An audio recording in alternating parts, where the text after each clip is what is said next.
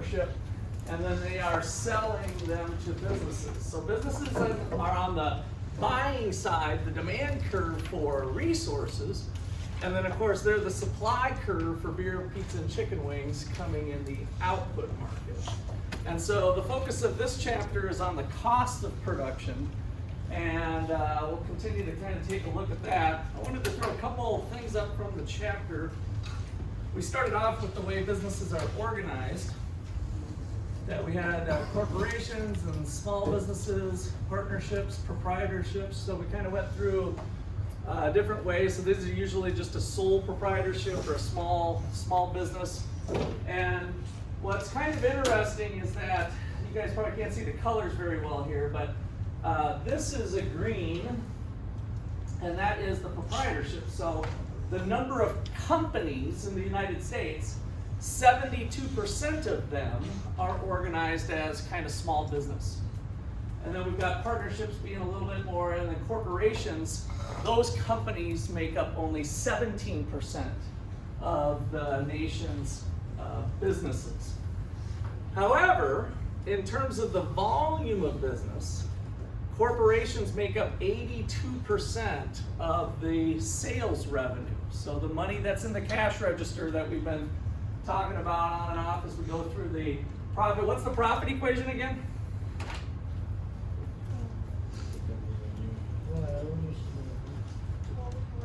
Total revenue minus total cost. Good. So again, we're focusing in on cost here on this particular chapter, but the total revenue part, the amount of sales revenue, the dollar volume of what was sold, which also ends up being equal to the income of the nation, by the way. So back to this picture, these dollars coming into our businesses end up being transferred into income of some form, in the form of wages, rents, interest, and other payments for the resources. So there's a kind of a symbiotic relationship there in terms of the revenues and the income of our nation overall. And so 82% is coming from these 17% of companies. So we're going to learn a little bit more today on why that's the case. What's driving that result? Is it because we have cronyism going on and big business and big government playing kissy face with each other, and so businesses get really big and they're controlling 82% of the revenues? Or are there some other economic factors at play that kind of naturally have the market gravitate towards bigger firms? So that's kind of part of what we'll be bringing into the picture later today. Okay, so, and then notice the small businesses here, 4%. So 4%, they make up 72% of the firms. Now remember, that's, I want to make sure you're kind of understanding this. We're talking about Pizza Village. How many of you are familiar with Pizza Village here in Ottawa, the pizza place, right? We're comparing that to Tesla.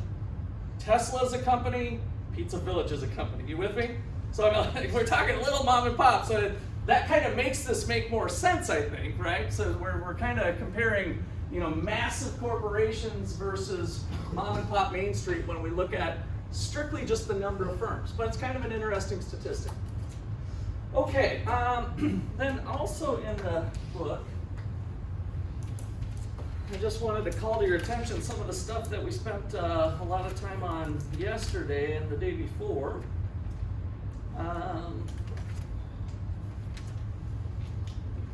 Let's look at these here. So here's kind of our pictures that I was doing. So average fixed cost is falling, right? Because the more the number of units I produce, the less rent per unit I'm paying, right? The landlord wants $1,000 worth of rent, whether I do 1 unit or whether I do 1,000 units. And so the average cost falls as I produce more units. Marginal cost, on the other hand, goes the opposite direction. It starts to escalate. That's where we kind of left off yesterday. It escalates really fast. And what was driving that result? Why was each additional hamburger getting increasingly expensive? Even in our little example, we went from $1 to $1.25 to $1.67. What was driving that result? Yeah. Law of diminishing returns. Excellent, Donnie. So law of diminishing returns, right? The law of diminishing marginal product. As you add more and more of a variable resource to at least one fixed resource, the amount of additional hamburgers being made by additional russes eventually falls. So if I keep adding russes and a russ costs me $100, but that russ can't, the 17th russ can't even get to the grill, that's a $100 hamburger, right? And so that's escalating. The law of diminishing returns is causing the additional unit to get increasingly expensive if you're not able to change the size of the grill in proportion to the other resources being used. All right, and so then that leads to this U-shaped average total cost curve. Any questions on that? All right, then all the formulas. You should have these memorized. I gave them to you in a little bit different way, but here they are in the textbook. Again, remember TFC divided by Q. I mean, my brain works better by having it with used as a fraction, but that's all in your book as well. All right, no phones. We can't see pictures. No, we got pictures. Come up after class though. Yeah. So put that in your backpack, all nice away, not in your crotch, not in your lap. Good, good. We're engaged. Yes. Just bring up later. Ask me questions. So that is in your book. That's all over the place. It should be in your notes from yesterday as well. So here's the definitions of each one. I think we went through each one of these individually and gave you examples. So I just wanted to kind of show you that's there in kind of a little snapshot in your book. Questions? And I just want to write it down because it's all in the book, but then I have to scramble through each chapter. to get Yep. it. Yep. See me after class. You can come take a picture if you want. All right, so here's where we talked about the average product, where I was talking about it being more of an engineering concept, right? Of how we bring resources together to make beer, to make pizza, to make chicken wings. So the total product, this is the Q. The output is going up as we increase the input. And here the book is doing labor, similar to me adding russes. And then we analyze the marginal product versus the average product. As Donnie said, where does diminishing returns kick in here? How do we know these numbers are right, that the law of diminishing returns? What level of resources do we get that kicking in? Looks like at 3, right? So we're going from, and here, notice we're kind of jumping from one to the next, so we're getting this output of 14, and so 14, 12, there's the diminishing marginal products. Even to the point where it could be negative in terms of the output. So maybe Russ number 1 and Russ number 2 start bringing down the other person's productivity. Hey, are you gonna go to the party Friday night? No, and you start jibber jabbering, and maybe you get in a fight or something, right? That's not helping make hamburgers. So you could make additional people might be making other people less productive due to congestion or other reasons. Okay, so that was our products. And then the last thing, well, maybe not the last thing. This is close to the whole schedule that I gave you yesterday as well. Thinking about how the cost curves play into the output per day. And so we've got now our schedule goggles on, and we can see some of the shapes that we have. Marginal cost going up, the U-shaped average total cost, so it's high, then it minimizes out somewhere. It looks like right in here it gets to that small point at the bottom of the bowl, and then it goes up, right? So all of this here is telling the story of the graph, which was this. Now, I did not give you this yesterday, so let me go backwards into that. This is what we focused in on. Here they drew the average fixed cost, but again, we don't need to do that because why? It's a little bit repetitive. Why? Where does average fixed cost show up on that graph? Tim? Oh, wait, no, take a question. Huh? I misunderstood the question. Oh, you misunderstood the question. Okay. So all I'm saying, yesterday I didn't draw it like this. I said this was a little repetitive, so I left that out. Why? Where does it show up? Nick. Yeah. Nick. It shows up So our formula that we have memorized says that average total cost is equal to average variable cost plus average fixed cost. Therefore, if we do a little algebra, average fixed cost equals average total cost minus average variable cost. There's the formula. The graph is just this distance.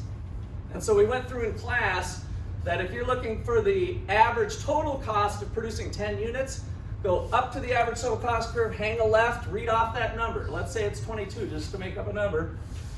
Average total cost or average variable cost of producing 10 units is this number. Let's say it's 18. 22 minus 18 is 4, right? So the average fixed cost would be $4, and it is the vertical distance here between the two curves. Okay, questions on that? This is all just review from what's in your notes from yesterday. I wanted to give you kind of a nice little flyby, hopefully. All right, that catches up to where I wanted to get to continue on. And where's the remote? All right, so let's start off with the short run. Let me write that out first. Short run versus long run. The distinction between the short run and the long run.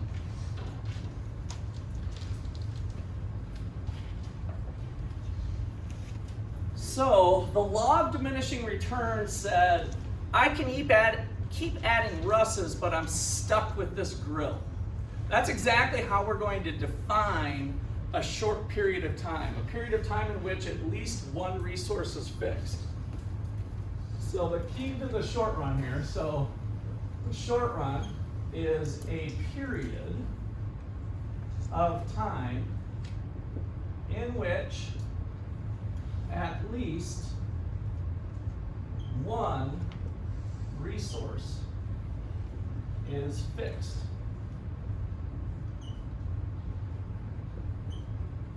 So example, it could be the grill in our example that we did. But more likely it might be the building that you're in. It's usually something that takes a while to change out. So it's usually related to capital somehow. And then the long run is just when everything can vary. So a period of time in which all resources can vary.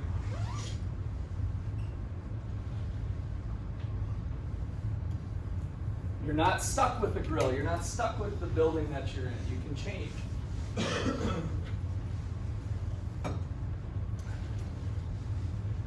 And so what falls out of this is that in the long run, there's no fixed cost. There is no rent payment that's fixed, right? I can change my rent. I can change my lease payment. I can change my interest. I'm not locked into anything. So kind of the key part to this is in the long run, there are no fixed costs.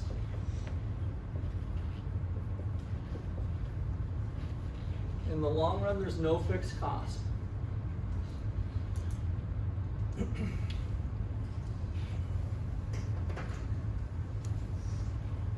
All right, so what's this time period like then? So imagine a small business that runs photos or that does photography. So high school photos, wedding photos, they work out of their basement. Let's think about all the resources. You guys have had these types of photos probably taken before, right? So what's all the resources needed to run a small photography business, whether it's for weddings or people come over to your house and you've got a small little studio set up of some sort? Let's kind of just brainstorm, kind of shout them out. You don't even have to raise your hand. Camera. Camera, of course, yes. What else? Light. Lights, backdrops. What else? Computer lights. Gas to get to the wedding. Gas to get to the wedding. Okay, good. Yeah, if you have some travel expenses, you might have some expenses that way. Yeah. Anthony? Props, yeah. So we got the little kid we have to have holding the little ball, right? Sitting on a box. The silver umbrella, right? With it might be part of the lights, but you got the backdrop so that you look like you're at a beach or you're at, in Las Vegas or something, whatever. So computer, what? Yeah, so the computer to upload, so that's an instrumental part of this whole thing. So of all the things we've listed, and maybe we have the space already, I identified we're out of our basement. Of all the things we listed, how long would it take to get any of those resources? What length of time would it take to replace any of the things you guys just mentioned? How long would it take in today's world? 5 minutes to get gas. 5 minutes for gas, okay? I would say like half a week to a week. Half a week Most to a for week? everything. Does that sound reasonable for most things? Maybe the fancy silver umbrella or a really fancy lens for the camera or something might take 2 weeks or something, maybe? Same day deliveries, I think. Yeah, so we got, we want to pick the thing with the longest time, not the shortest time. So be thinking about the longest thing it would take. It's hard to imagine much longer than 2 weeks, right? So when we think about that timeline, the period of time, so example, photo business. If here's today and here's going on, and we think about this period of time being the short run, and then the long run just goes on forever, for the photography business, this might be just 2 weeks. With all the stuff that we need for our business. Now, if instead I'm talking about John Deere, what does John Deere make? Tractors. And they're thinking about expanding into a new area in Illinois. And they just decided this in the boardroom to open up a new plant. And they think they want to be in Illinois because it's a strategic location for delivering tractors and other things there. How long does it take John Deere to put all the resources together to make a new plant, a manufacturing facility to build new tractors? How long do you think that is? At least a couple months. As a former real estate developer, I would go higher. Probably at least a year. I might even go 2 years on some of the projects that I did if it's a big enough deal. We have to get into land acquisition. We might not even own the land at this point. We got to go through the city, county zoning permits, and the architects have to make drawings, the engineers, the bidding. That all by itself might take a year before we even turn a shovel of dirt. And so then we're building it. And if we're talking about a 100,000 square foot manufacturing facility with specialized machines and labor and other things, I bet we're probably in a 2-year type of time frame. So again, whatever that time frame is, it's just to kind of show the distinction between the two.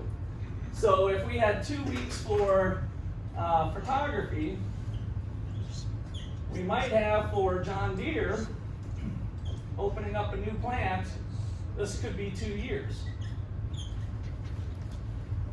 The distinction between the short run and the long run.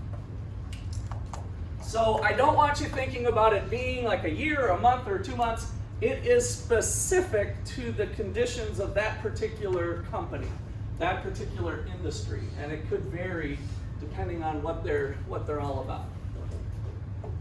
Okay, so let's see, photo business. I want to put a little bit more in your notes here. So photo business, camera, lights, computer, etc. John Deere, we're talking land, permits, big building, architects, all of that stuff. So we might be looking at 2 years versus 2 weeks.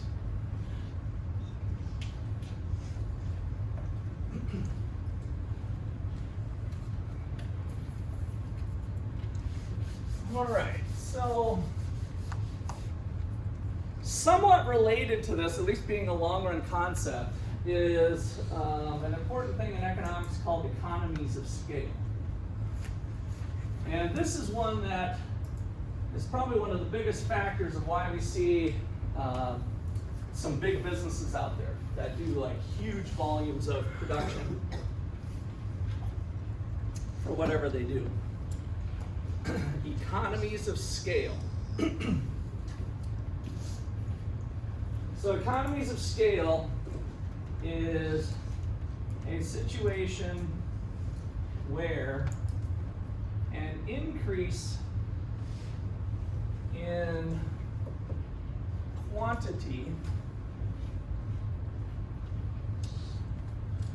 in the long run, so an increase in scale, that's the scale part, an increase in quantity in the long run leads to a decrease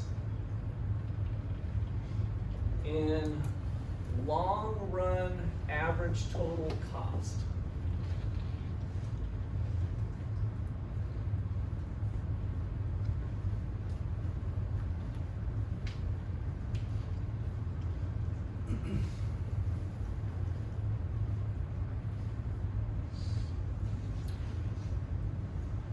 All right, so you've heard the story of like Steve Jobs probably with Apple and some other companies that basically started out of their garage, right? They started with a new idea, making something, and maybe it's a new component for a computer, like a mouse or something, or whatever gadget we want to think about here. So we've got a new idea, a new product, a new marker that has a refillable thing that hasn't been in the market before. And so you start working out of your garage, and so you have an average total cost of production working out of your 2,000 square foot area, out of your big garage. And so it has the shape that we've been talking about so far, where it bottoms out somewhere, there's a minimum point. And what that means is that if you're producing this many computer, what did I say, this many markers, I guess we're going to be in the marker production, so specialized new marker here.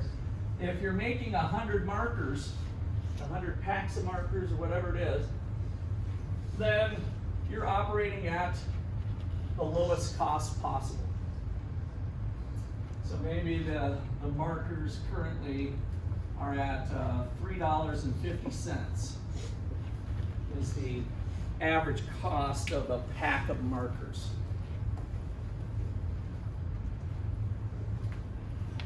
Okay, so now what's happening is that the marker business is doing good, which is good for you. So as you're building your business, sometimes we get 150, and sometimes business falls down to 80, and then it's 100. But over time, our businesses continue to grow. So the problem is that if we're at 150, we're bumping into each other. The law of diminishing marginal product is kicking in, and our markers are running $3.70 on average because of the law of diminishing returns.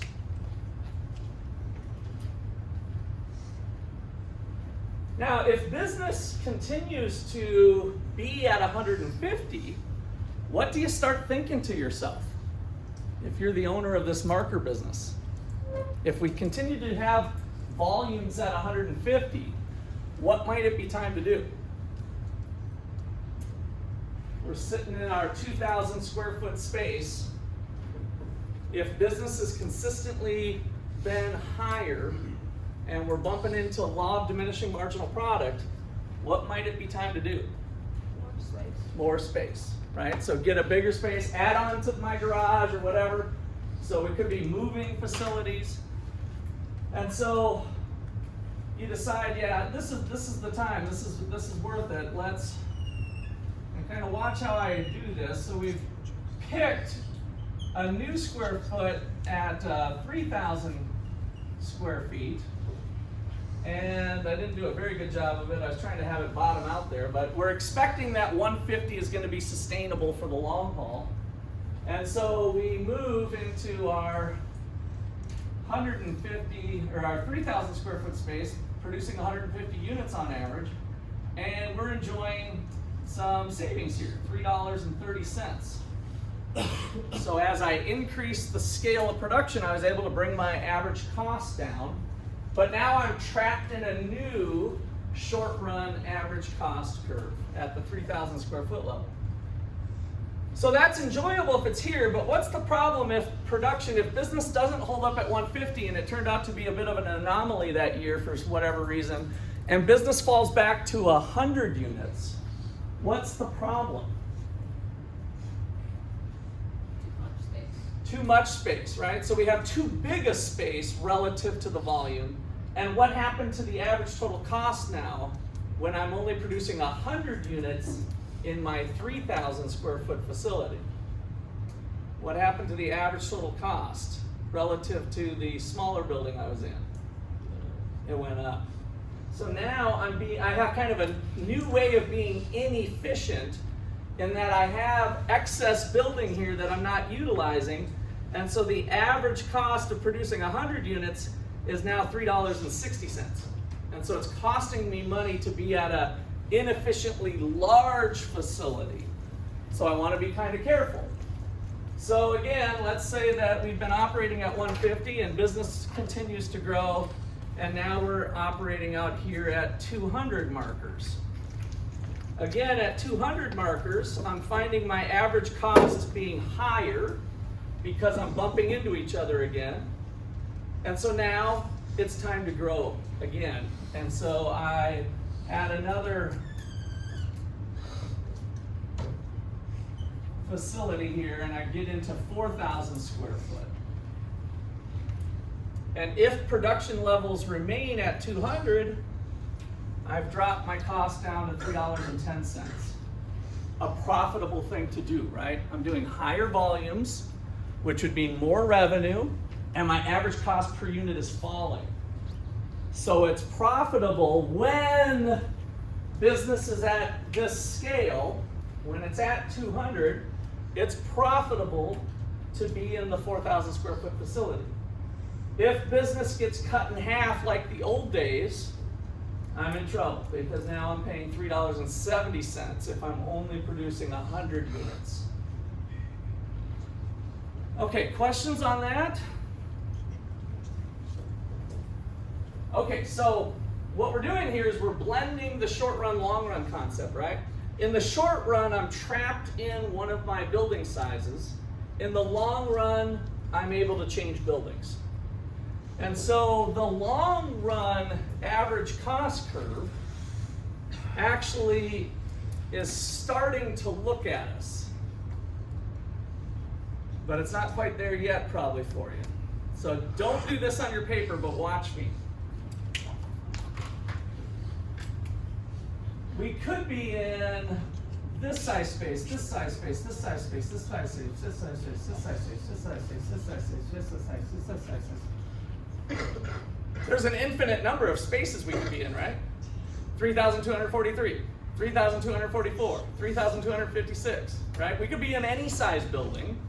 So there's an infinite number of these short run curves. And so the long run curve is the outer envelope of these infinite number, and then it could turn up on us. This is the long run average total cost curve. So on your papers, if you don't want to mucky it up, then just kind of draw a curve that's going down like that, right? If you want to add a few, you're welcome to do whatever, it's your notes. but we'll write it out. So note, there are an infinite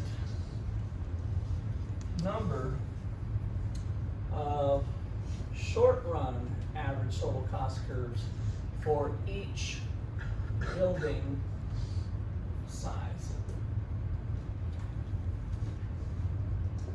The long-run average total cost curve is the outer envelope of the short-run average total cost curves.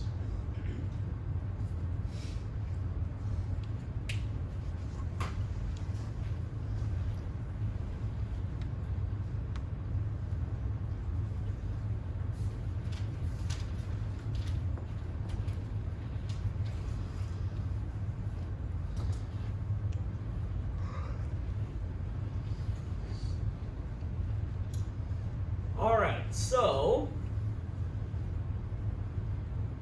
where this thing is going down represents economies of scale. So economies of scale is right in this range of production. And then I tried to, and you guys could try to do this on your paper, I tried to make this thing just kind of flatten out here. So maybe mine goes down. And let's just say this is at 1,000 units. And then it gets flat, and then at 2,000 units, let's say it actually turns up on us.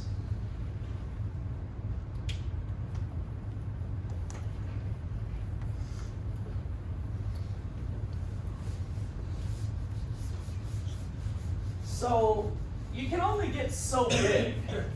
So economies of scale doesn't keep going on forever and ever, generally. We're going to have a place where it bottoms out. But now we start to see why we have Home Depot, Lowe's, Tesla, Ford, GM, Chrysler, right? The more higher the volume is, the more they can bring their costs down, hopefully to make profit, but really to be competitive. Because if you're in a competitive environment, even with major corporations, if one is at 310 and one's at 350, what can the one at 310 do if they have products that are pretty good substitutes for consumers? What can the company, the corporation that can produce it at 310 more efficiently compared to 350, what can that company do to win you over as customers with their product that's a good substitute for their competitor? Being it's cheaper, it's a good substitute, those two things by itself, you're gonna buy it. And so what are they gonna, what do they have the ability to do that this company can't do? If they're producing their product at average cost per unit of 310, their competitors at 350, what's one variable that they have a big edge on them on? They can lower the price, right? Because even at 330, they're still making some profit, and these guys can't go down to 330 without losing money, right? So you can be more competitive on price, and so this drives the market in industries where there's large economies of scale to being these big, to having big corporations with a high volume of business. Okay, whoa. Hey, it's my brother. Is that extra credit? You just got my class extra credit today. So they're clapping. All right, he said, yeah, all right, he's happy. All right, pull out a piece of paper. First name, last name. You can put Russ Busted on it. Russ Busted. Russ Busted. This is extra credit. You got 10 seconds. I don't want to waste too much class time for my rude interruptions. Sorry, I really What's your brother's name? apologize. I gotta think. So, Russ Busted is what you need to put on there.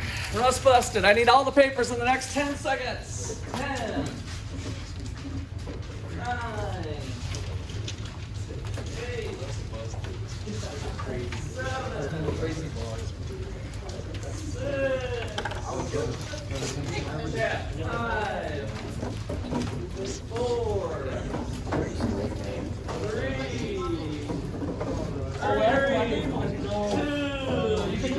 class and put your name on it if you have to. 1/2. All right, close. So there you go. Okay, sorry for that rude interruption. Where was I? I'm so distracted now, I don't know. Okay, so we had economies of scale, why companies get big. All right, so last thing we'll add to this thing here is, if you want, like kind of put in this economies of scale. You can put it below too, I would be getting too low here, but where the long run average cost curve is falling, that's the range of economies of scale.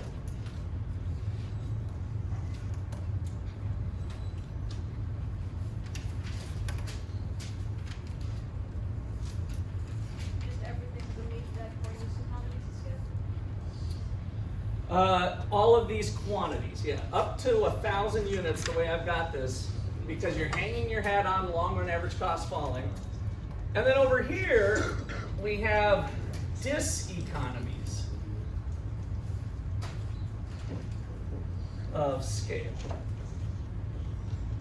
Diseconomies of scale.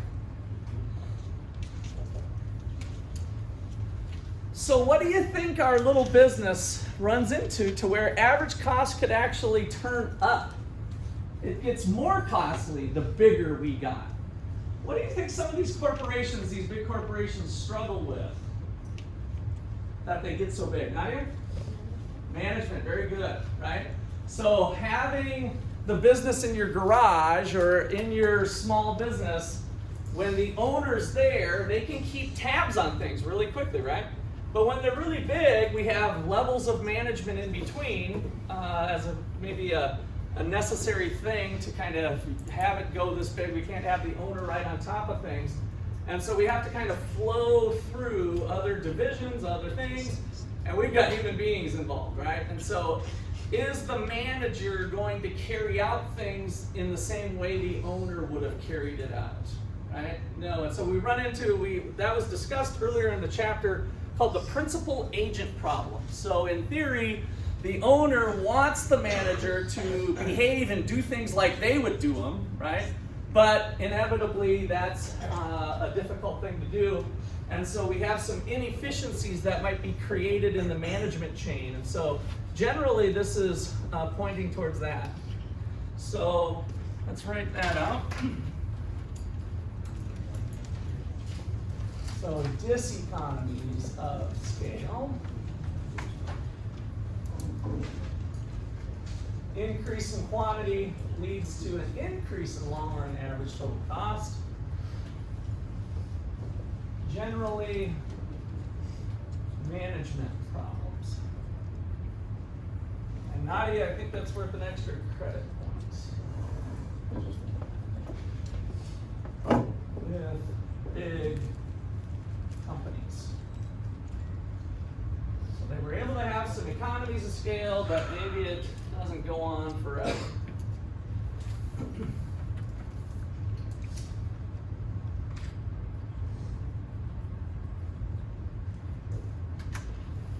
All right. And then you might be wondering, well, what's this chunk in the middle going on here? And so there it's just kind of constant. Like you double inputs and get double output. Things seem to be working pretty good. And so we have constant returns to scale. So with constant returns to scale, double your inputs leads to double your output. Double your input leads to double your output. So we open up a new manufacturing plant and I duplicate. A lot of times you can kind of start to think about a chain restaurant like McDonald's, right? So we can open up the exact same McDonald's and I double all my inputs, and that new McDonald's has the same productive capacity as the old McDonald's in a different town. In terms of the functionality of it, we've kind of got things figured out. So this here, this area, is the constant returns.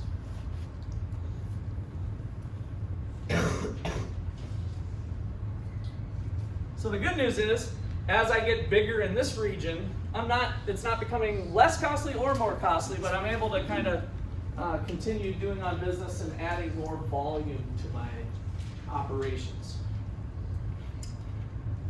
All right, questions or comments there?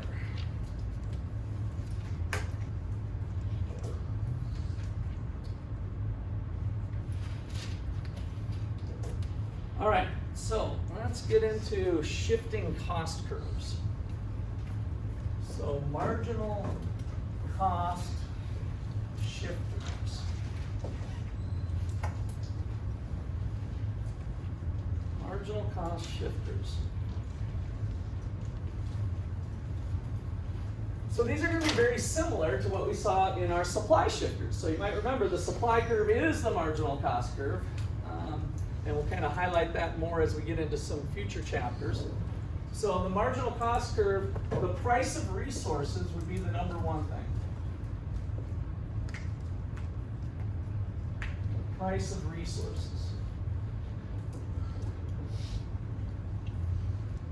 So the marginal cost of another marker, we have this J-shaped marginal cost curve.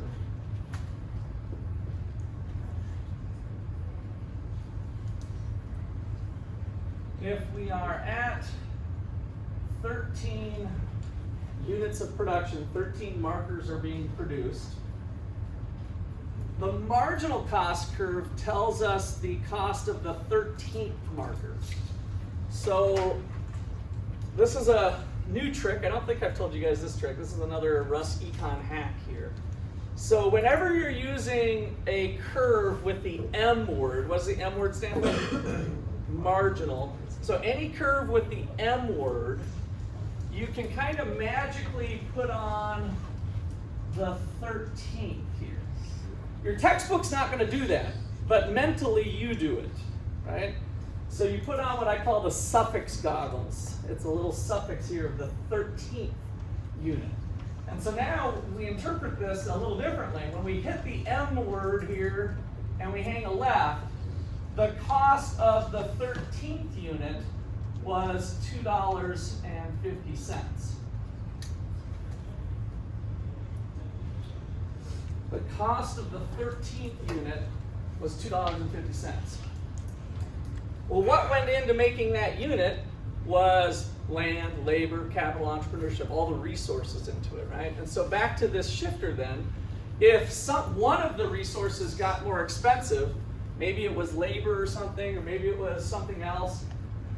If I have labor prices double, if labor prices double, so we were able to hire people at $15 an hour, but with the current inflation rates and the high demand, resources, the cost of labor doubles to $30 an hour. If we go from 15 to 30, is that going to be a major shift of this? If we double labor?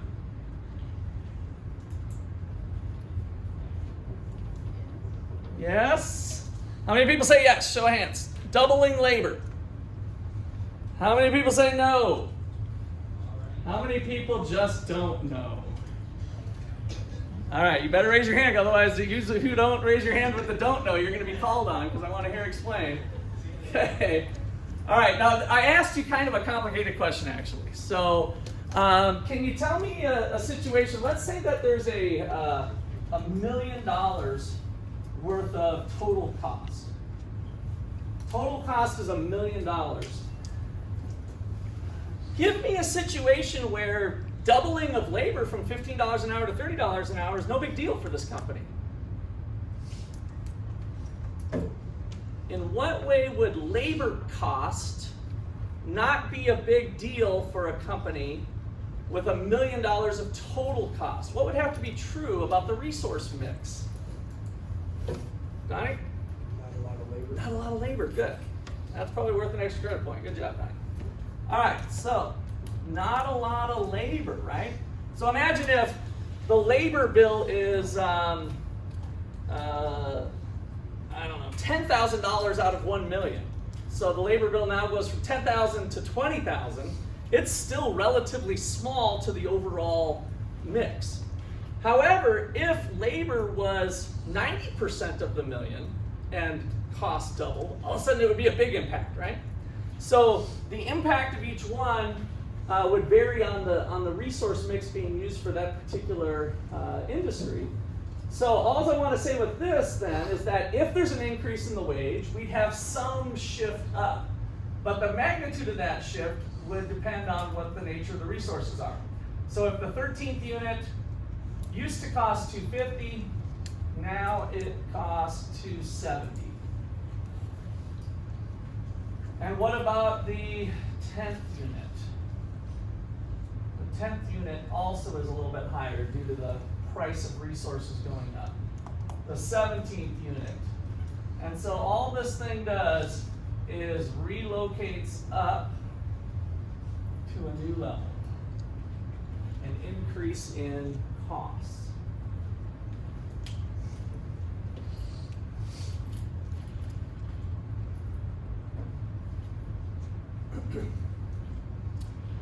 All right, well, another little tricky thing here though is that what if the average cost curve looked like this? So I'm going to draw it through this minimum point.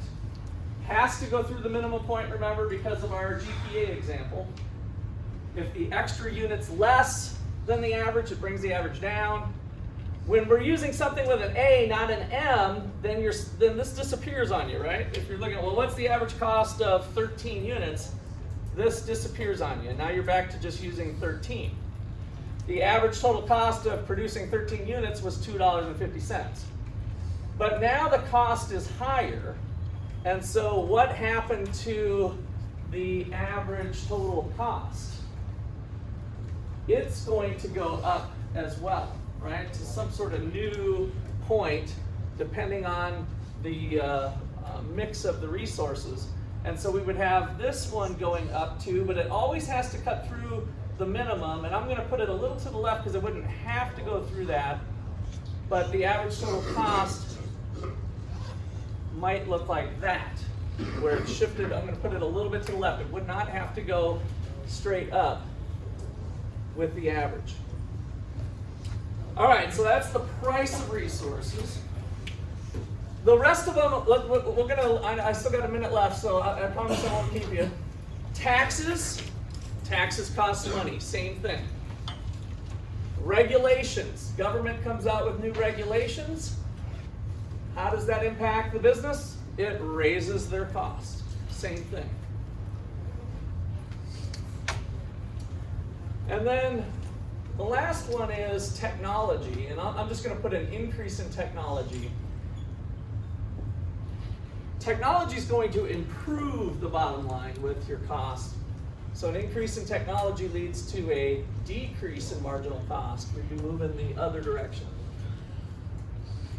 So increased taxes, increased regulations, these are all shifting the marginal cost curve up. All right, we'll call it a day there. See ya.